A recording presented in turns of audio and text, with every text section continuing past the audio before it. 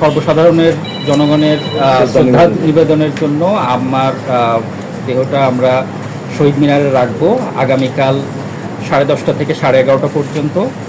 এরপরে আমার নামাজে জানাজা হবে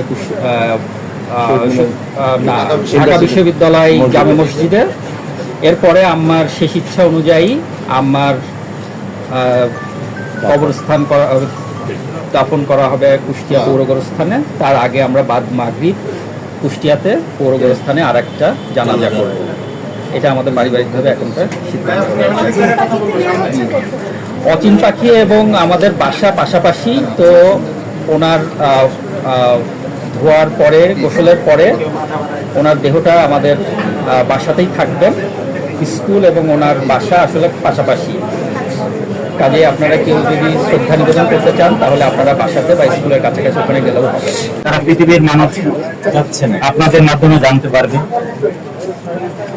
লালন সাম্রাজ্যিক কবিতা পারদিন আর নেই। আজকে রাত 10:15 উনি আমাদের ছেড়ে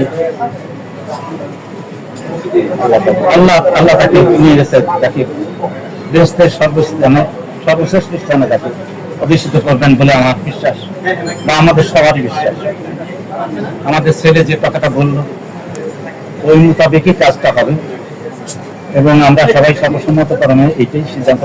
আমাদের খুব ইচ্ছা ছিল, ছেলেরও খুব ইচ্ছা ছিল।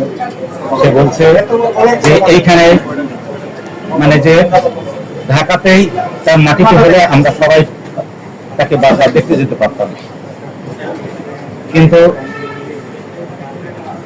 আমরা এই চিন্তা করছি তিনি লালনের গান করতেন। লালন একটা আছেন পারবেন সেখানে বেড়ে ওঠা, তার মা বাবার কবরস্থানে তাকে আমরা সিদ্ধান্ত নিয়েছি পরিবার থেকে তাকে সেখানে দাফন করা হবে।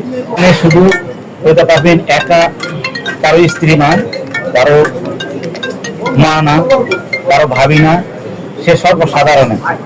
এই কথাটা ভেবে বারবার মানে যে এখানে খবর নিয়েছেন আমাদের দেশমন্ত্রী বেগম খালেদা জিয়া, মির্জা ফখরুল ইসলাম সাহেব এসেছেন, আর এখানে আমাদের জাসাসের সেক্রেটারি জেনারেলও আছেন। এখানে আমাদের উপস্থিত যত গুণীমান জ্ঞানী মানুষ তারাও আছেন এখানে। আমাদের একাডেমির ছেলেমেয়েরা সবাই এখানে। একাডেমি তার একটা পার্ট, তার 4টে সন্তান আমি বলি না, তার 5টা সন্তান এবং এখন মায়ের কবর তাকে দাফন করা সিদ্ধান্ত আমরা দিয়েছি।